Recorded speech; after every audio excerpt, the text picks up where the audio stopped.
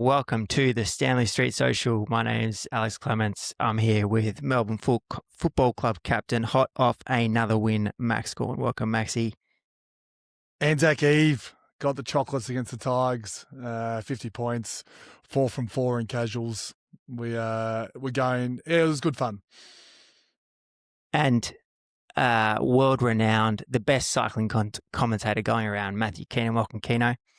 Thanks, Alex. Max, I've lost all interest in football as a Carlton supporter over the last couple of weeks. We have been leading for 78% of the games. We've won one of them. It got close. I mean, you actually were doing it the other way over in Perth. You were deciding to come from behind, which was a good tactic, I think. Yeah, fantastic. But what I have been enjoying with my football, Max, is under 14s at Heidelberg, helping out with the young kids and the sense of community that you get from a football club. It's magnificent.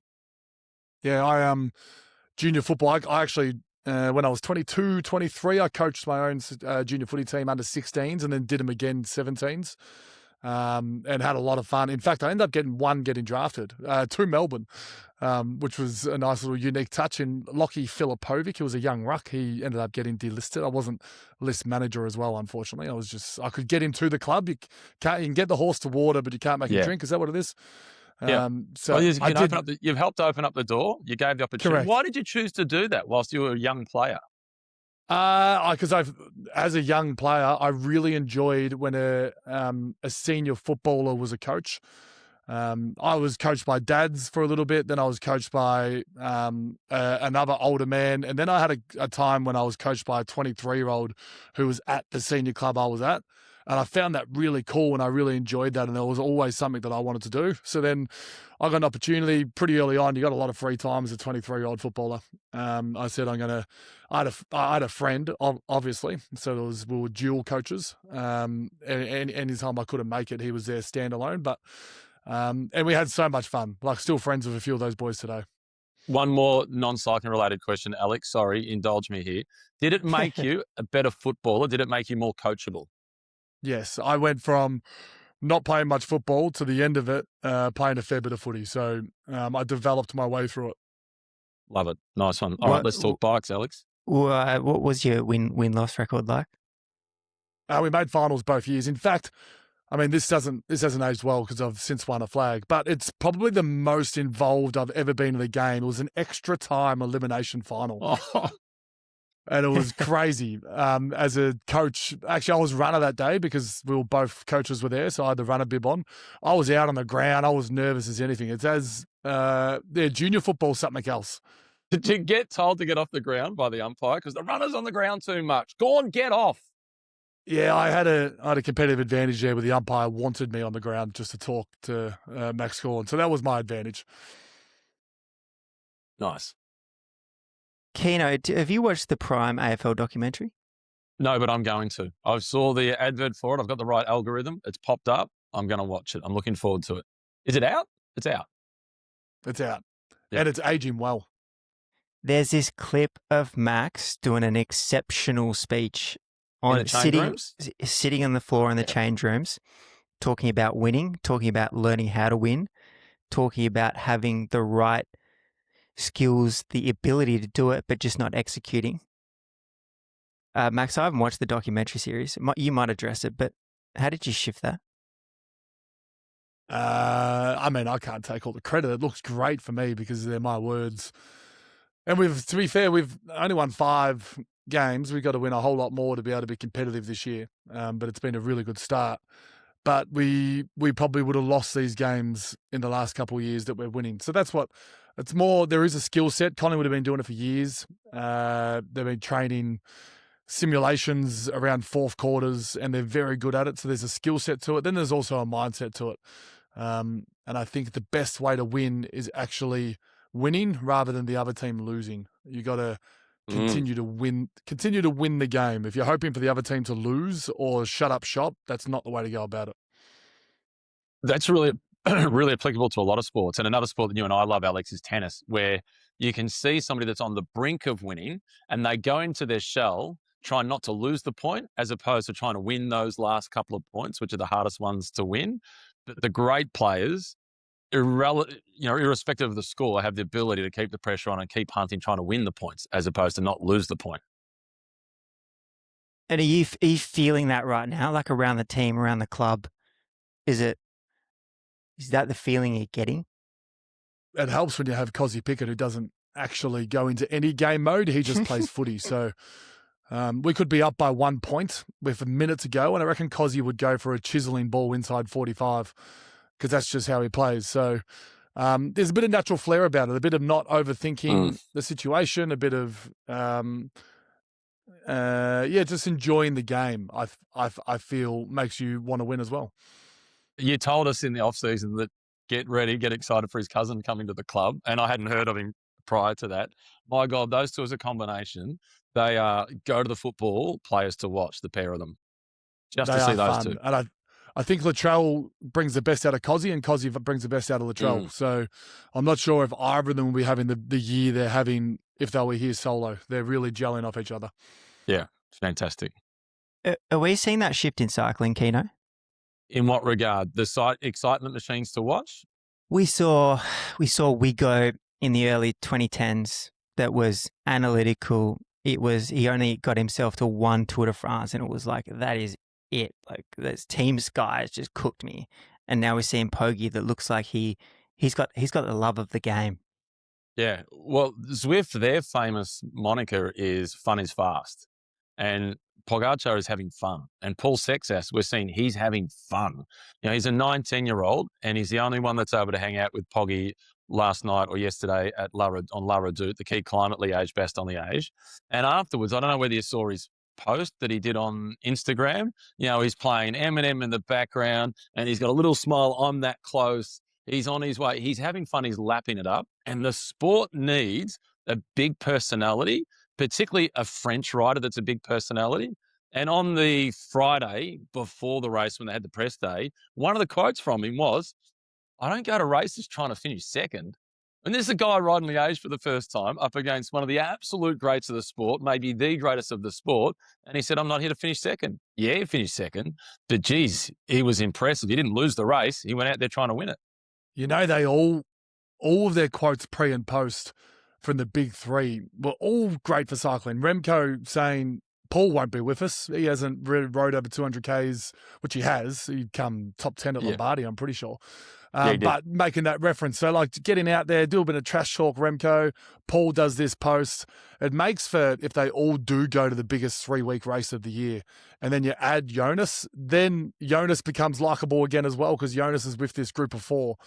I'm all for Paul. I put a microphone in front of Paul at all times. Yeah, and it's creating a lot of conversation as well. Like Mark Matteo, who is somewhat of a controversial figure in cycling, because traditionally he's shown himself to be pretty sexist. In the 1980s, he said, what are women doing trying to ride a Tour de France? They shouldn't be. And then recently he did an interview and he said he doesn't like Pogačar.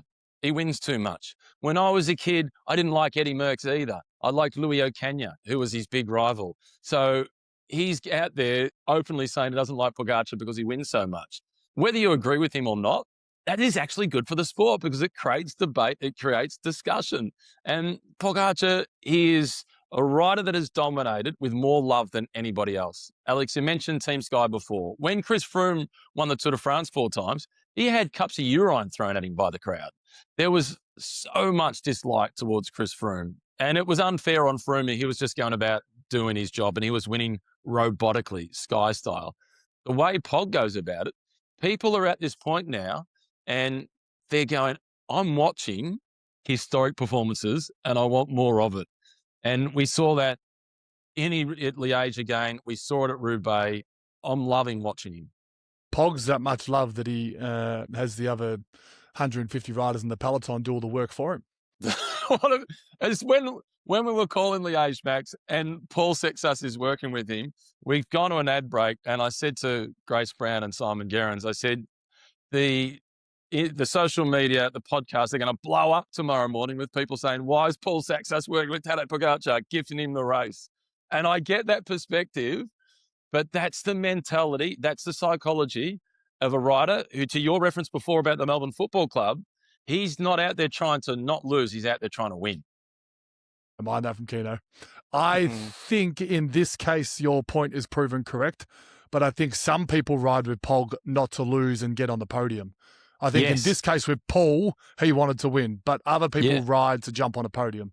Yeah, but, okay. And everything that I've said, right, if I stand by it, but if I was in the team car, the message that I would have had for Paul Seixas was, Paul, it's simple. Sit on. Work less. Like, he was doing too much. We see that like a coach in an AFL team or any kind of football sporting league, if there's a technical fault like that, they're getting rinsed in the presser afterwards. To your point about, I'm not sure who was in the team car, but should they be facing the music today, going, you need to be able to control your athlete. You're the manager. You're the head of this team. Oh, what's your perspective on that, Max? I still slightly lean that Paul's hasn't done much wrong here. I think he's untapped. They were, in my opinion, in the car, they had the thought that Paul could go with Pog. So they were going to have a crack at it. I think if it's Skelmoiser and he's on and they know he's going to get dropped by Pog, and then if Skelmoiser's pulling turns like he was at Amstel with Remco, then you got a different sort of story, potentially. But I think Decathlon are forgiven here. Yeah, and Skelmoser was racing for second. He admitted that afterwards. And again, he's another one who I quite like with a bit of personality. After he finished second at Amstel Gold Race last weekend, he said, hey, I got a little lucky last year. I beat Tadej and Remco in the sprint at Amstel when nobody expected it. I knew Remco was stronger than me, but if I didn't work with him and we got caught by the others, I might have missed out on a spot on the podium. So I thought it was a smart move by him to work with Remco, knowing that at least that did guarantee him a podium. But if I'm in the team car for Decathlon and I've got Paul Seixas, I'd much rather be dealing with the challenge of trying to get the reins on him as opposed to getting the whip out. And the two guys that he had in the car with him, Didier Janel and Julien Jordi, two French directors from that team, I'd much rather see Mark Renshaw in the car perhaps, maybe a Luke Rowe as well. They're a little more ruthless and they're going to be less French patriotic. They're going to be more objective. They're going to have a much broader view of the peloton, calling the shots for Seixas. That's another thing that's really different, Alex, between cycling and football.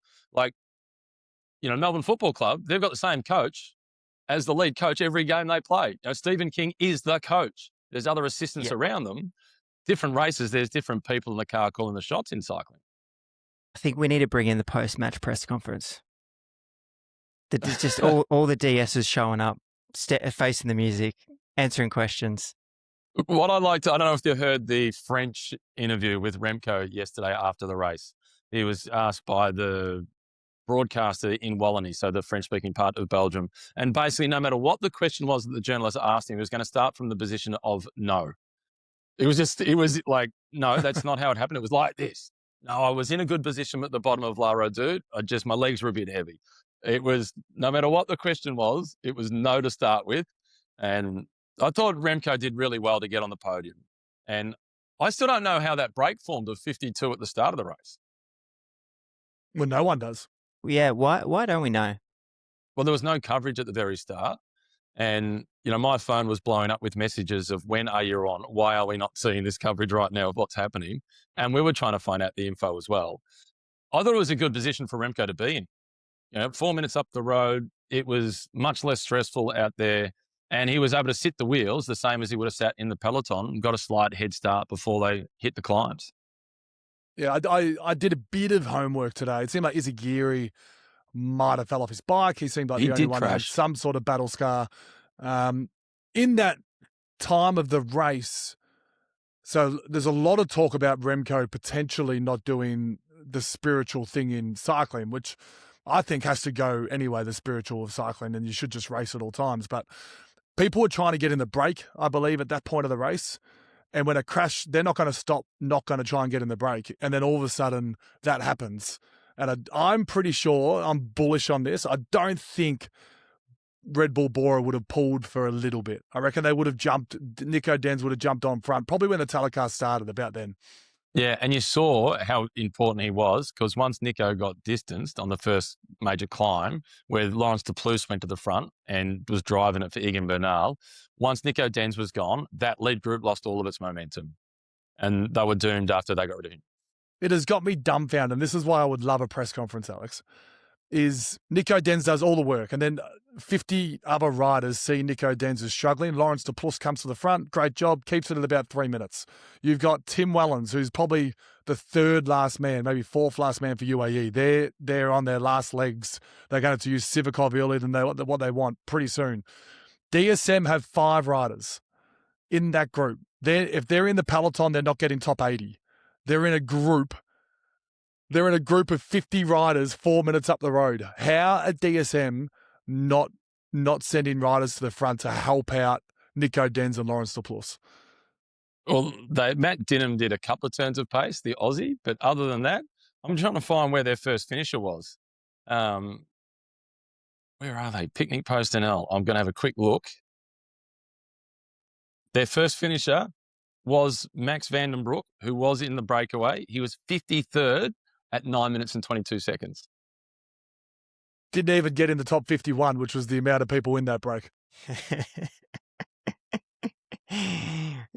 Yeah. So we could assume that they should have sacrificed 4 of those guys. I just feel like there's a golden opportunity. Remco's got 4 minutes. Remco's going to take you to the finish line if that gets to 80K with a 3-minute gap, 2-minute gap. Remco's going to go. There's a golden opportunity to give Remco that buffer and have a couple of guys go with him. And there's a top 20. There's a top 20 potentially at Liège-Bastogne-Liège for DSM. Instead, they're 53rd. Yeah, and they're a team that's screaming for some sort of result to talk about. What it did do, it made for a more entertaining Liège-Bastogne-Liège, which traditionally has, breakaway of 8 or so riders off the front, and it is a continued war of attrition, and it just dwindles down. It was the fastest average speed in the history of the race by a long shot, and it was an incredibly entertaining race. The other rider that was really good, Egan Bernal, he was in that lead group for Ineos, and he had Lawrence de Plus with him. He ended up finishing 5th. Some pretty good signs for Egan Bernal. And had a really good, where was he, at the Alps?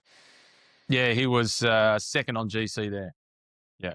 And he's going to the Giro. So, and his objective, since he had that awful crash a couple of years ago, post his win at the Giro, which was in 2021, that's a long time ago now, 5 years ago.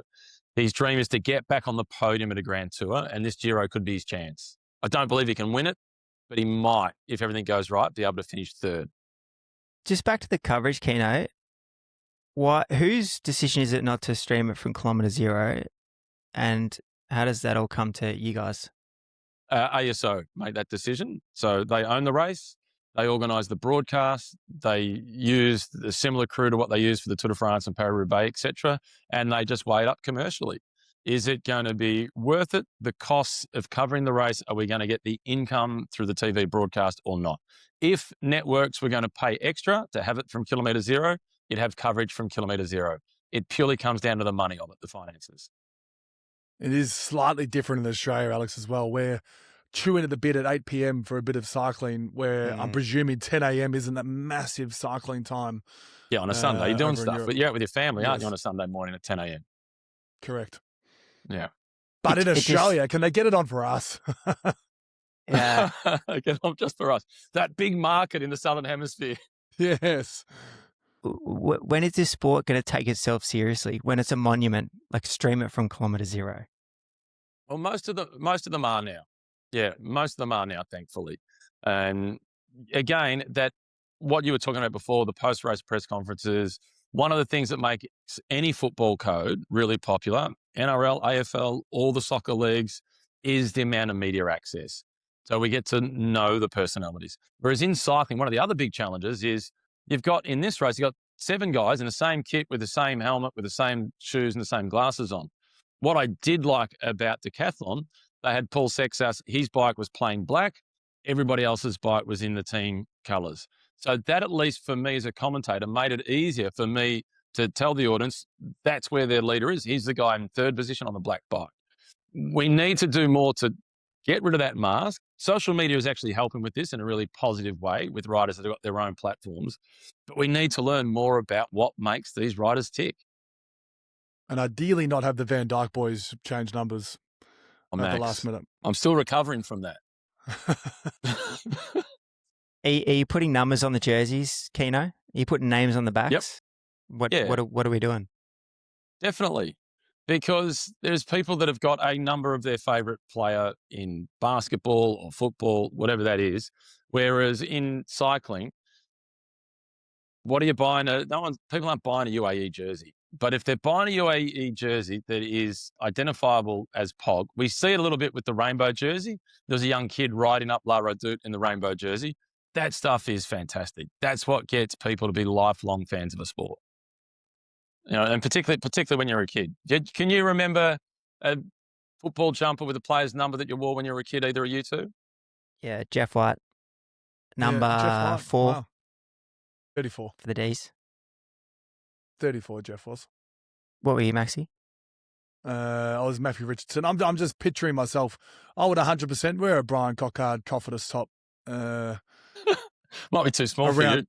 It might be too small for me. But Lycra, I get it because we all love riding bikes as well. But just the casual tee potentially as well is something that I can see working in the merch world. It would. Absolutely. Yeah.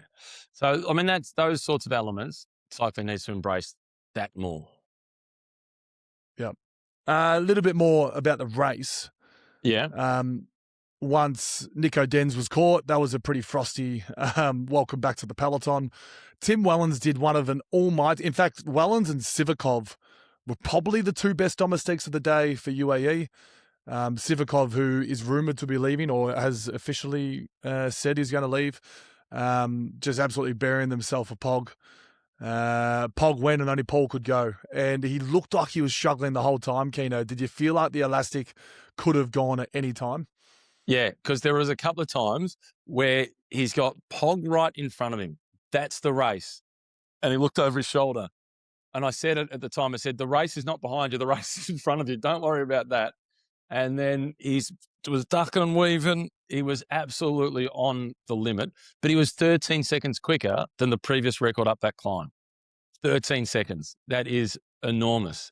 And then on the final climb where the decisive moment happened up the Rock of Fauchon, and you could see, and Simon was talking at the time about Seixas, when will he crack? He looks close to cracking. About 3 pedal strokes later, he was gone. The shoulders slumped. There was a camera behind him, and you could just see the tip of his helmet because his head was right down. It was the classic chewing the stem. And you could see all the telltale signs that he was on his limit. And if you were in the team car then at UAE, I can guarantee you they would have been saying, he's on the ropes, one more blow and he's on the canvas. And they were spot on.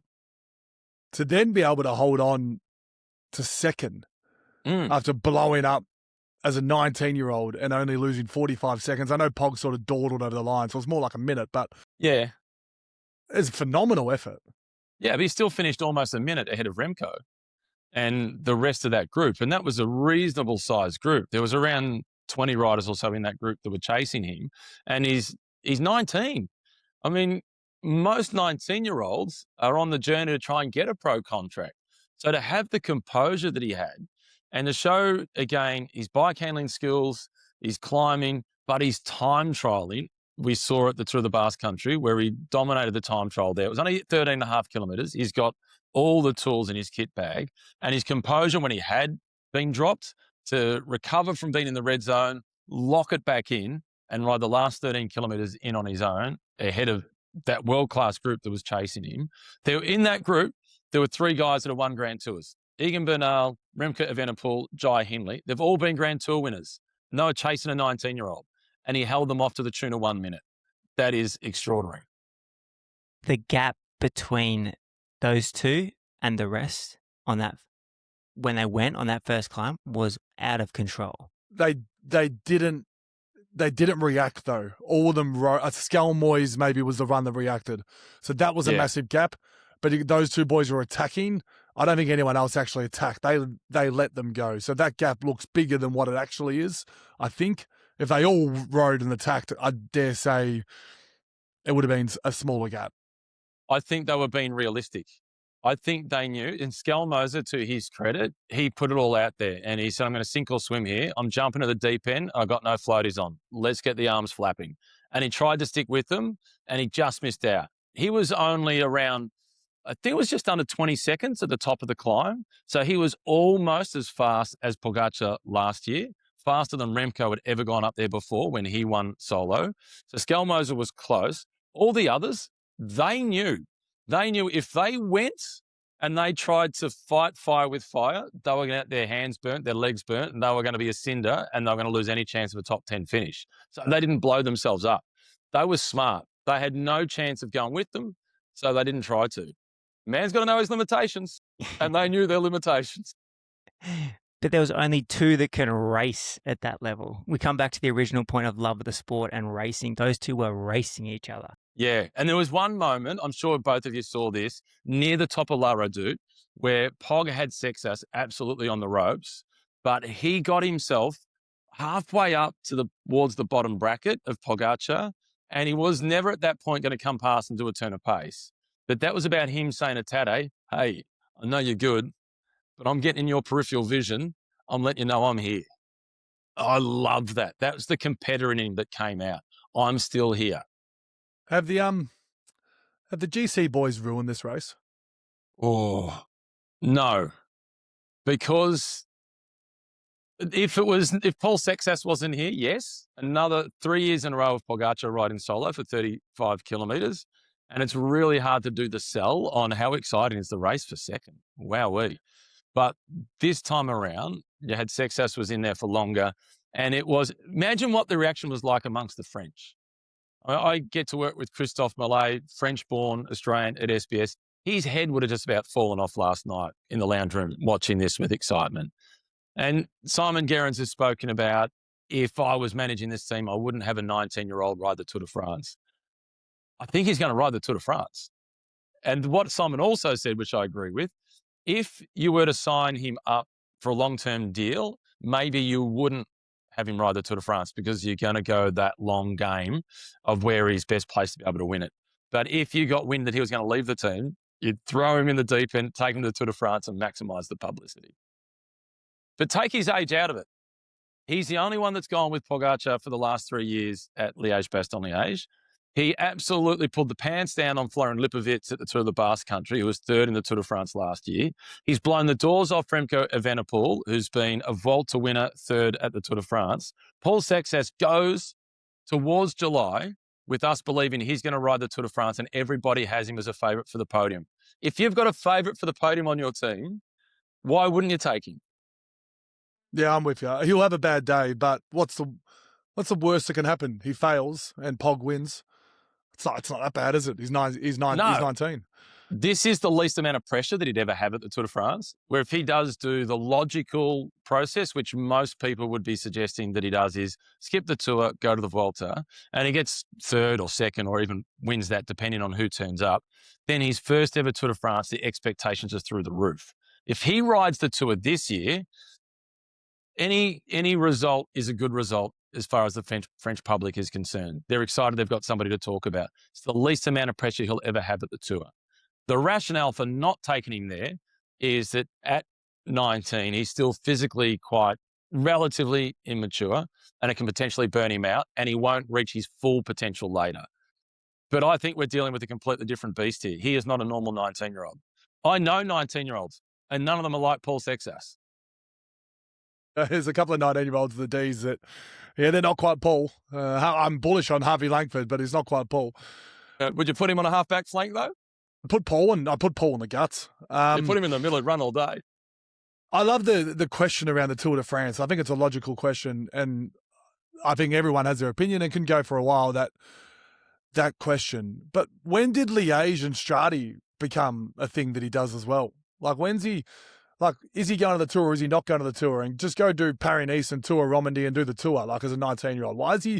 How's he managed to chuck in Liège and Strade Bianchi and probably Lombardy as well into this 19-year-old year? Because of his love of the sport, he obviously has a real love of the history of the sport. In the same way Pogačar is chasing records. He wants to win all the monuments. He wants to win all the Grand Tours. Paul Seixas has a great respect for the history of the sport, and he's also of the view of, I ain't going to waste my time riding the small races. I just want to win the big ones. There was last year, I can't remember the race that it was in, but he was in a winning position with Nicolas Prudhomme, his teammate, who's around about 30 years of age and had never won a race, been a loyal servant on this team. And he's 18 at this point, Paul Seixas, and the team car says, okay, Paul, you're a young rising star, you win. And he said back to the team, nah, Nico can win this one. He hasn't won a race before. I'm going to win plenty in the future. And how has Ayuso beat him in Portugal? I don't know, but Juan Ayuso is like a mystery wrapped up in a riddle. I cannot work him out. He's got, this is another point of caution with Paul Seixas, because Juan Ayuso is only the second teenager to finish on a podium in a Grand Tour. The other one was before the First World War. As a 19-year-old, he finished third in the Vuelta. Sky's the limit. He's ready to take off. He's going to be the next Spaniard to win a Grand Tour. Well, he hasn't finished on the podium since, and that's a few years behind us now. So that can be a tale of caution. Ayuso's had a tough start of the year with some crashes and injuries, and I'd love to see him get back and in the mix at the Tour, etc. But Paul Seixas has gone past him. Not quite yet. He didn't get past him in Portugal. Okay, all right. Here's a question for you then. Schoolyard rules, they're lined up on the wall. Your first pick, Ayuso and Paul Seixas are there. Who are you picking for your team? I mean, you have to look at the head-to-head battle. So unfortunately, Paul, I'm picking Paul. You can have one Ayuso. You can have two of him. You can have two Juan Ayusos for my one Paul Seixas. You're only as good as your last head-to-head battle. So a question for you both of you. Obviously, Paul's contract, his team, everything that's been talked about just as much as his ability and the fact that he is France's next big thing, or is the big thing. He is. He's arrived. He is the big thing. He's not the next big thing. He's our now big thing. 8 million euros, the number that's rumoured. Did his value go up more? Less? Did he lose a little bit of value? Did he hold that $8 million mark? I think his 8 million is inflated, and I think it went up on Sunday. Talk to me in relative terms. What's Pog on? But that's 6.5, somewhere in there. So like football contracts, Max, when you get somebody that signs that long-term deal, when it's initially signed, it can be huge. But then 3 or 4 years down the track with inflation and so on, other players might go past him, but without actually being as good. The market has just moved. And from when Pogačar signed that contract, which has him in at around about the €6.5 million mark, his value has moved. His value is even more than that now. Paul Seixas is not worth more than Tadej Pogačar, but is Tadej being underpaid? Is Paul actually worth the 8 and Pogačar is being underpaid? So if you were Tadej's agent, you'd be going back to UAE and ripping up the contract. Is that what I'm hearing? If I was Tadej's agent and I heard that Seixas locked in a deal that's more than Tadej, I'd be going back to them with a request to renegotiate. You both would be doing exactly the same thing. Yeah. Max, where does this leave Remco? I tipped Remco. Why did I tip Remco? I tipped Remco because he has the most endurance I've ever seen in an athlete almost. He like, for example, the way he's managed to get on the podium here. Like, he's the fittest guy out there, but he just doesn't really have that top-end stuff. Where does that put him? It still puts him well and truly on podiums in Grand Tours. Is that what Red Bull have paid the big money for? Is that what he wants?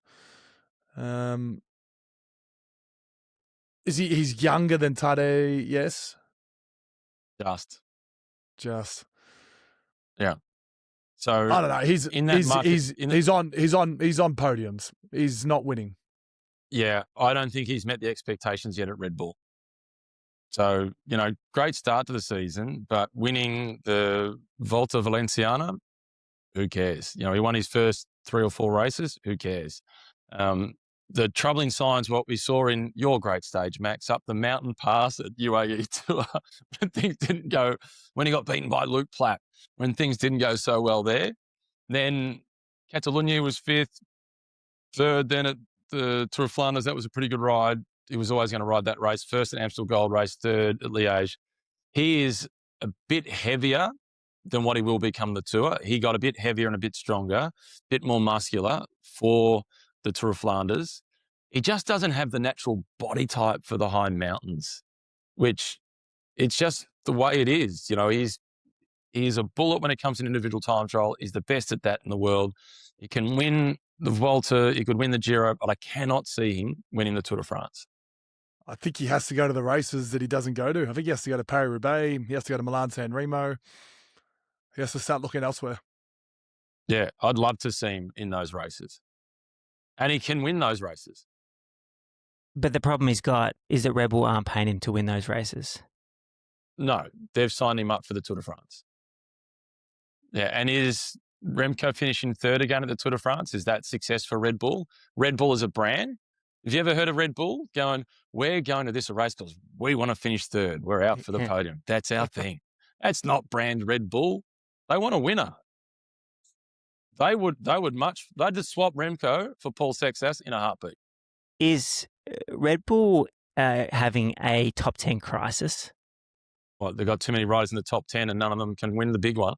They can run 2nd to 10th in every race this year. I think that they have the favourite for the Giro, don't they? Palazzari would have to be close. Second, he'd be third or second behind Jonas Vingegaard. Sorry, behind Jonas. Yeah, and and he's one that I'm more excited about him at Red Bull than I am about Remco. Coming back to an earlier conversation, because of his personality. And Italian cycling needs a big personality. And I'll never forget the stage in 2024 when he was caught by Tadej with a few hundred meters to go in the mountains. And he was riding for the small Italian team, Bardiani. And most pros, if they're in the race, are a little bit too cool to show that they're a fan of the sport.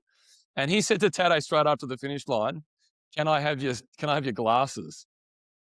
As a memento. And then Tadej pulled off his jersey and gave him the jersey. And then he told the story about going to the start of Strada Bianca when Tadej was 19 and Palazzari was 13 or 14, and he got a photo with Tadej there.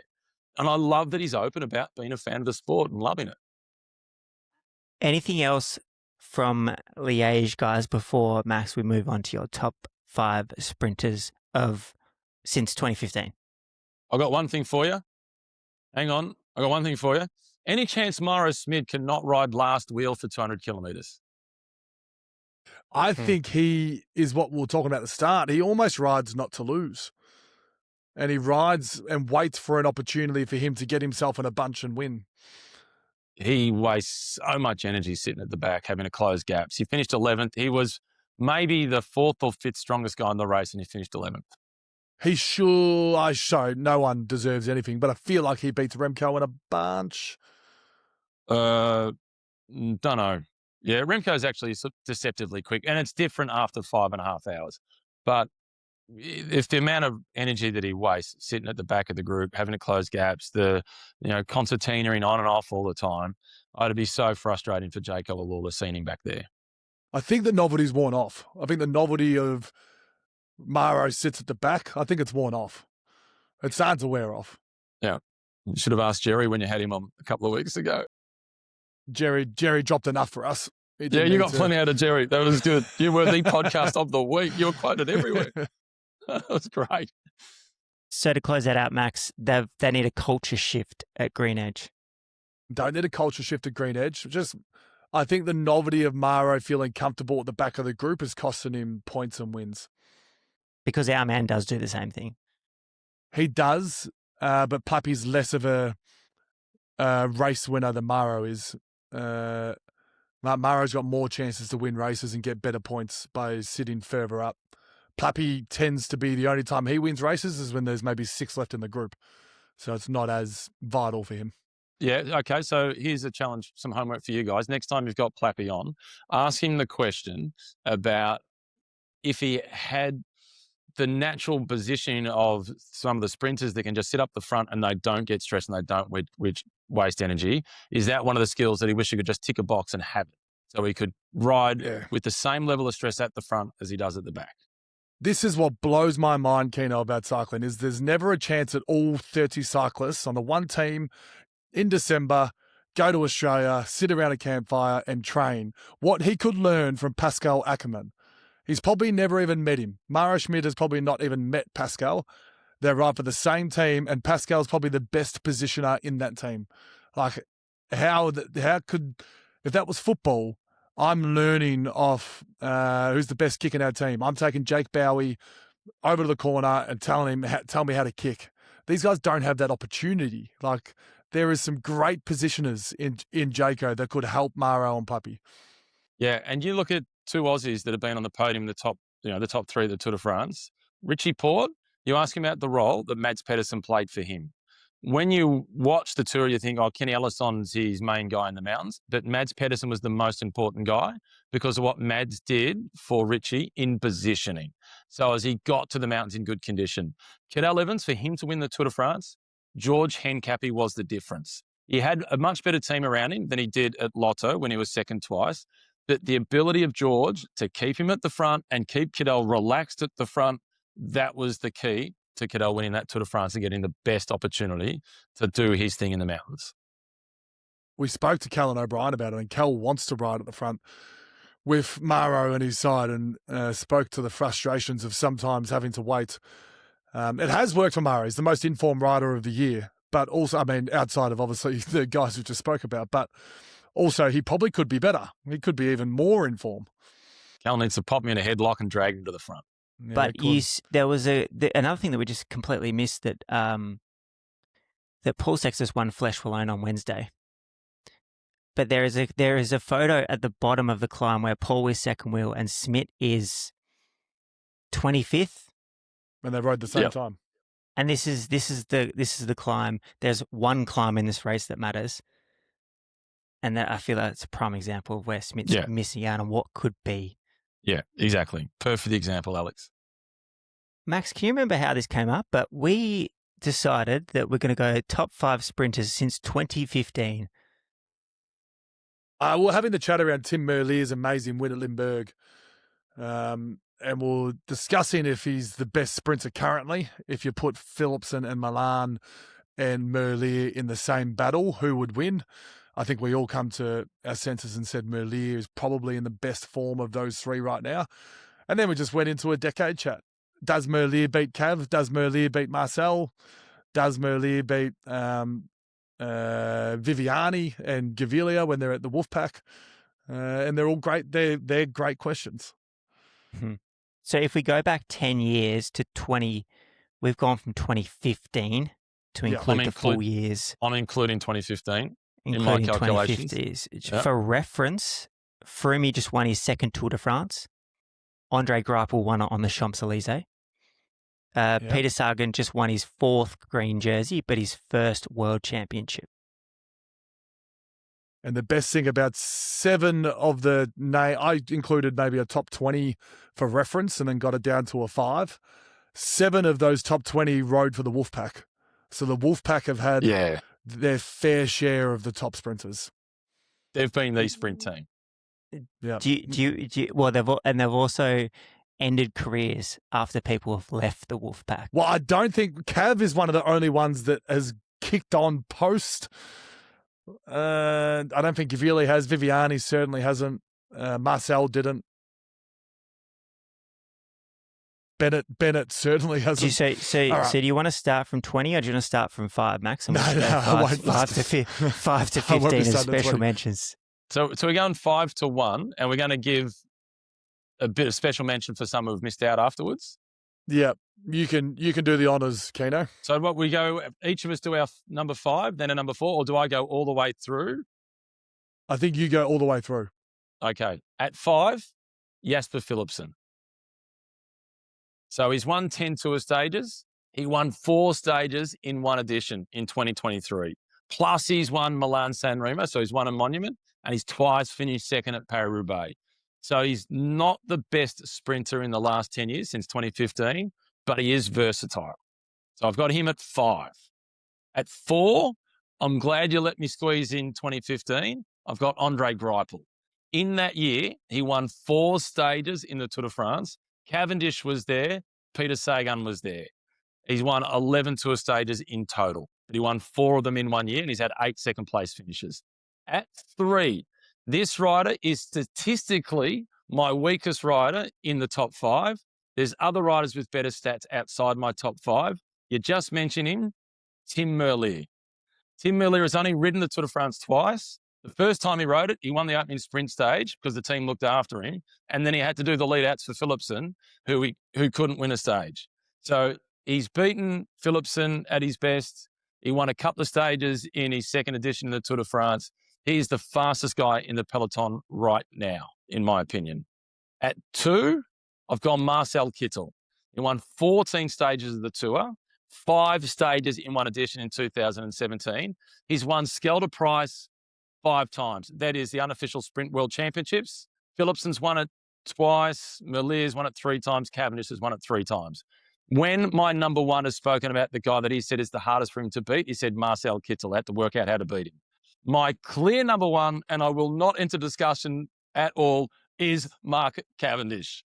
Okay, we're only going in the period from 2015, so we've got to take out all the 35 stages. But just for reference, he twice won 5 stages in one edition of the Tour de France, and in 2009, he won 6 stages in the Tour de France. In 2021, after he'd not won a stage since 2016, he won 4 stages in the Tour. Philipsen was second on plenty of them, and he beat Wout van Aert.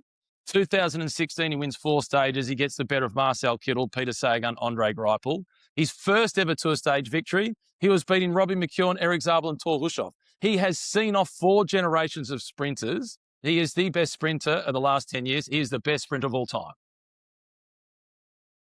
Have you enjoyed a segment on a podcast ever that much? No. I'm coming back next week. What are we talking about then? And I couldn't squeeze in Peter Sagan. One of you might. I know won 12 stages in 7 green jerseys, but as a pure sprinter, that was not his thing. You look at a lot of his sprint wins, was slight drags uphill. I would have loved to have squeezed Caleb Ewan in there, but he doesn't stack up statistically against those other guys. On his absolute day, he would have been able to win a stage ahead of them, but I can't fit him into the top 5. Caleb, you're the second best Australian sprinter of all time behind McEwen, but I can't get you in my top 5. You're on the bench. Keep it warm. Pretty good. Maybe we should have gone first, Maxi. I'm gonna let you follow that. So I dabbled with this. Peter Sagan, where does he fit? Because he's not like you think sprinters, you think Kittle, you think Cav, you think Andre Greipel. He doesn't fit into that bunch, but I put him in at number 5.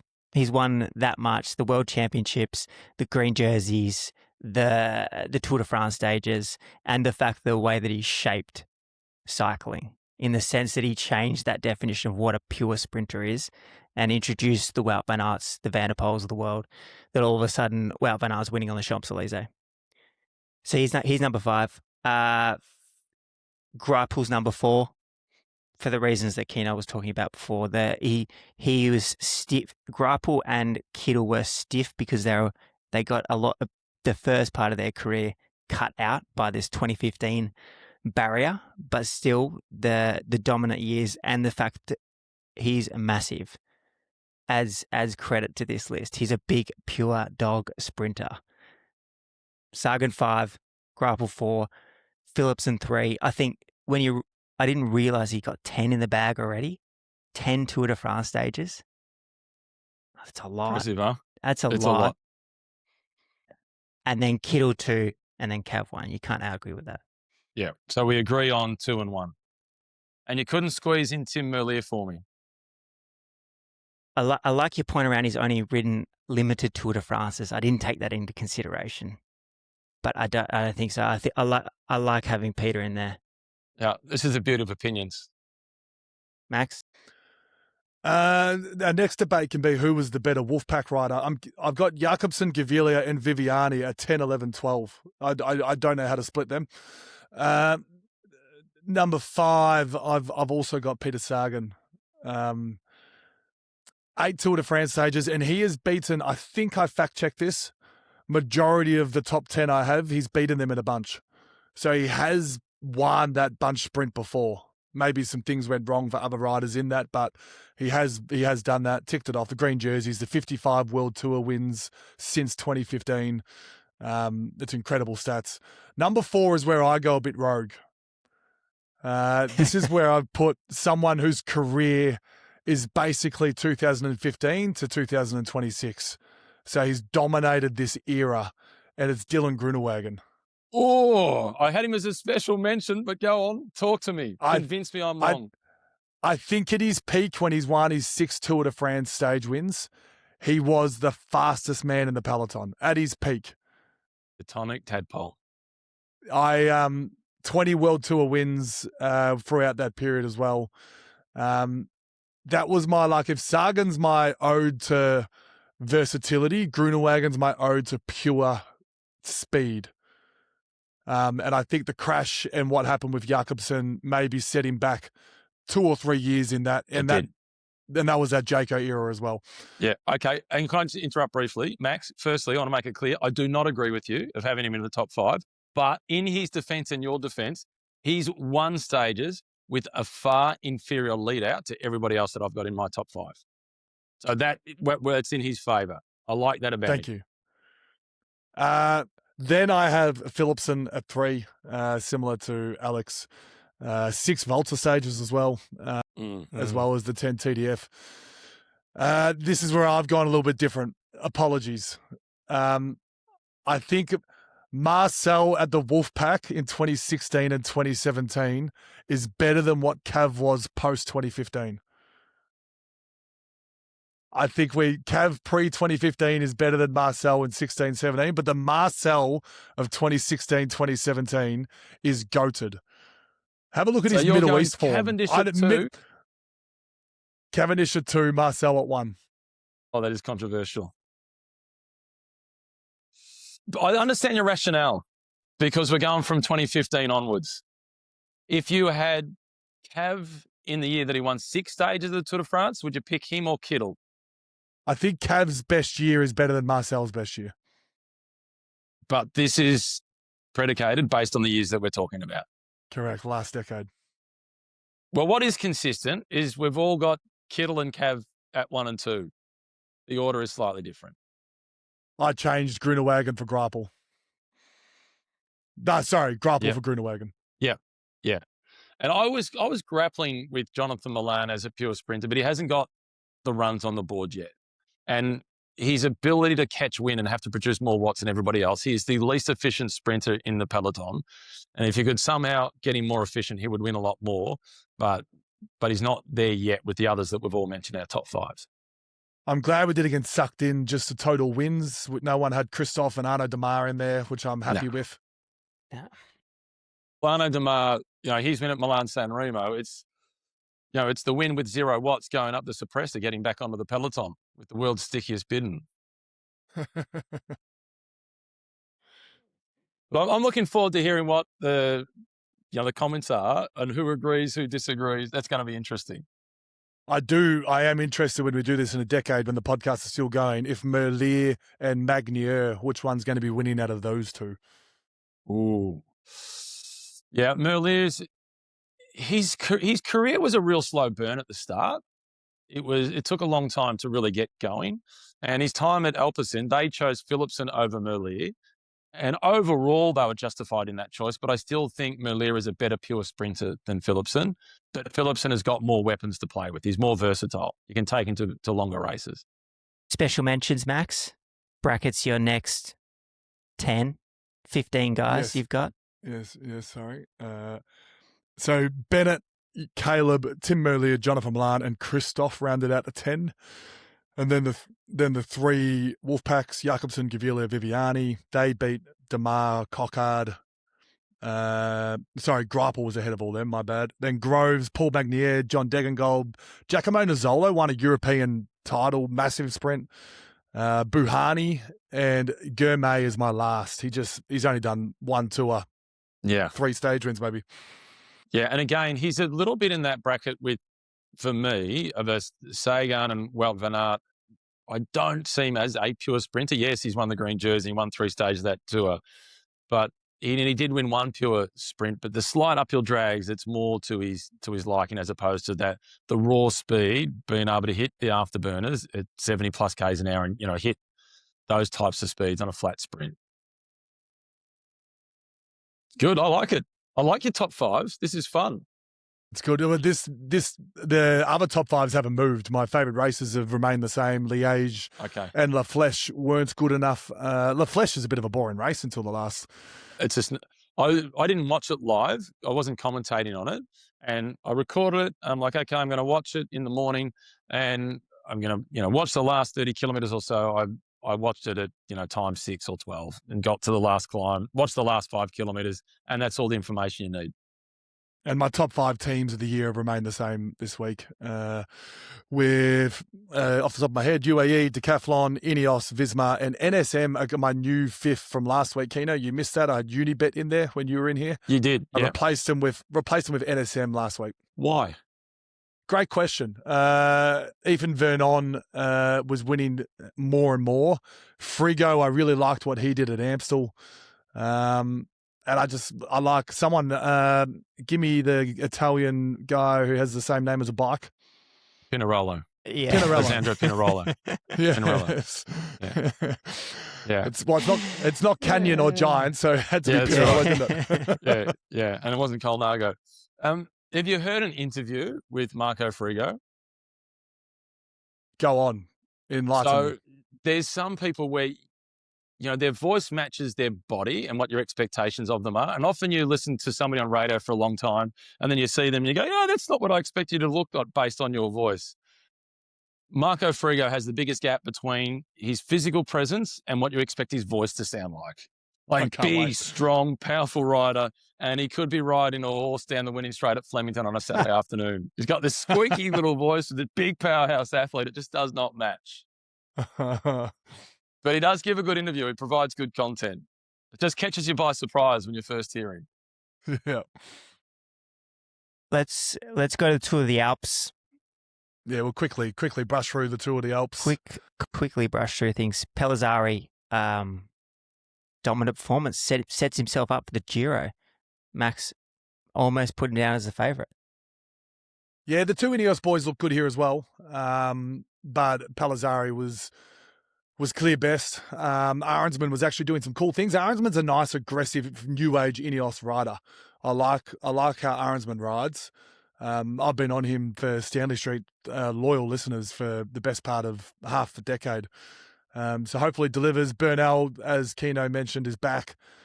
Pidcock was slightly disappointed in this race, but as expected with the crash. But Pellizzari was strong, and he had he had a Red Bull teammate that he was competing with. Was it Lipowitz? Who was there? Vlasov was up there as well. Yeah, Vlasov.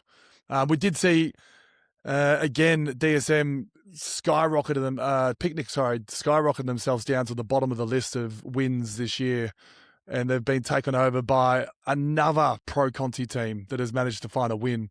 And it's not just a win. Team Ukio, would that how you say it? They've just won a bunch sprint in a genuine .pro race, which is credit to them. It is a good effort. The Aussies were pretty good. The Tour of Alps had Storer was 4th, Harper was 7th, O'Connor was 8th. But Timon Arensman, if you're going to follow a social media feed leading into Grand Tour, follow his dad. So Yes, I heard that. Remember a couple of years ago? And Arensman got to the Giro and he had a stinker the first couple of days. And he often does in Grand Tours. And his dad did a post. I think it was on X, Twitter.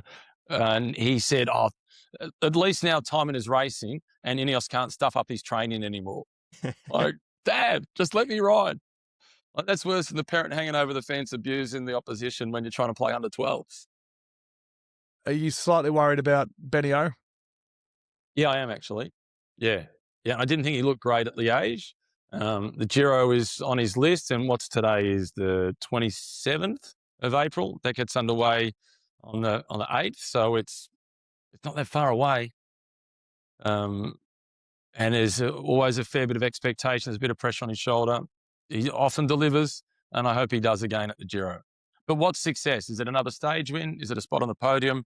I'd like to know what Ben is measuring as success for him at the Giro. Hopefully getting on top of Domenico Pozzovivo, who seemed to be riding better than him at the Tour de Alps. Yeah, amazing. 43 years of age makes a comeback. I'm not done yet. Romandy kicks off tonight. Our man Plappy is on the ground. Is he? Right. What have you spoken to him about his expectations? Yeah, he's keen to get a good prologue in and try and hold on to the GC boys to as long as possible. It's not incredibly strong. I mean, take out Pog, so Pog's by himself. You've got the 2 Bora boys, Lipowitz and Rog, that I think Plappy on his best day can certainly go with Rog at this stage. But the Bahrain combo. I think Lenny Martinez. I think this is his chance, Lenny Martinez, to get a bit of a second in GC. I see it being Pog, Martinez, Lipowitz, and then Plapp, Roglic, Tabiri, Oscar Onley from there. It's tomorrow night. It starts our time. Tomorrow night. Yeah. Tomorrow night. Yeah. But yeah, and I'm surprised Pog is doing it. Like I know he's only had 5 race days. He's won 4 of them, and he's won Strada, he's won Milan San Remo, and he got won Flanders, got second at Roubaix, and he's won Liège. And his big target is the Tour. He's the one rider that can get away with really limited race program. He's got the Tour de Suisse as his lead-up race to the Tour de France. I'm a little surprised he's there, but hey, try and beat him. It's actually going to ruin his Pro Cycling Stats homepage because he'll have a couple. Because he's not going to win every stage. He'll have a couple of 50ths in the bunch sprints. No, he won't. It'll be interesting to see what he goes. Because at the moment, it looks spectacular, doesn't it? First, second, first. I love it. He might actually go for the bunchies. Just to get the single figures on everything, every single stage. Yeah. The only other 2 notes I got down, Noe Uso, which again is like the disappointment of Trek's year after the big hype of the start, and Oscar Onley kind of sitting in that Ben O'Connor camp of just waiting to see where things go with him on his new squad. Yeah, he obviously had a tough off-season, pre-season. It's got to be distracting to have all that discussion about your contract and try and negotiate that whilst, making your plans to be able to train and prepare for the season. If he'll go to the Tour with hopes of finishing somewhere in the top 5. And if he finishes 5th, even though he was 4th last year, if he backs up and finishes 5th, that's a successful campaign from Oscar. Anything else come across your desk, Max? I went out for a ride this morning, Alex. Did you? I pushed it on down. On a brand new Giant, did I hear? On a brand new Giant Propel, the 2026 Propel. I thought it was going to get me up Arthur's seat in a PB time, but it did not. So it's not just the bike. You got to have the right tools. I ride to training twice a week, but we got a 9-day break into Sydney. So we got 4 days off currently, 3 days off. So I went down to Blairgowrie, took the bike down, and I rode Blairgowrie to Arthur's Seat to Cape Shank, back to Blairgowrie. It's about 70k in total. No, that ride. Yeah, Arthur's Seat sort of tested me a little bit today. Then I thought, sometimes I just go in there and I think it's an easy ride, and then you're in that middle kilometre when it's nothing below 10%, and I'm 110 kilos. It's not that fun. It's a hard climb to get a rhythm on too. Yeah, and then Cape Shank's underrated. How many little rolling little hills are down there? There's no flat stretches. No, but I enjoyed my time out there. It was quietish roads. It was a beautiful day. No, not a breath of wind. Do you have to get the all clear from the strength and conditioning crew at Melbourne for what you're told them, doing on the days off? Told them, didn't wait for the all clear, but I certainly told them. I said I was going to dawdle. And to be fair, I was up Arthur's, I think it was about 14:30 from that front gate, which is a bit of a dawdle for me. It's all good, mate. You're out there. I think it's fantastic. I didn't go away from my lowest gear up Arthur's Seat. There's that little bit of flat bit. At that flat bit when there's like that 6% gradient and you hear about the pros jump back into the big ring. Nah, I just stayed with the high cadence and just enjoyed it. Yeah, good call. Keenan, what's next for you? Giro is the next on the cycling calendar. Giro d'Italia. Looking forward to it. All the pressure is on Jonas Vingegaard to try and win there. Yeah, and Jai Hindley, based on what we've seen from him the last couple of days, I think he can potentially be one of the challengers for him and Palazzari. How they work together is going to be intriguing. They're both capable of top 5, maybe the podium. Every Monday, Social Club drops news on a Monday. Thanks for joining us, Keno. If you do want to hear our interview that's coming out on Wednesday, Kunda Court was an interesting chat about his career, but also his new technical role at Trek. I'll be listening. Gets into the tech. Thanks, Max. Gets into the tech space. Thanks, guys.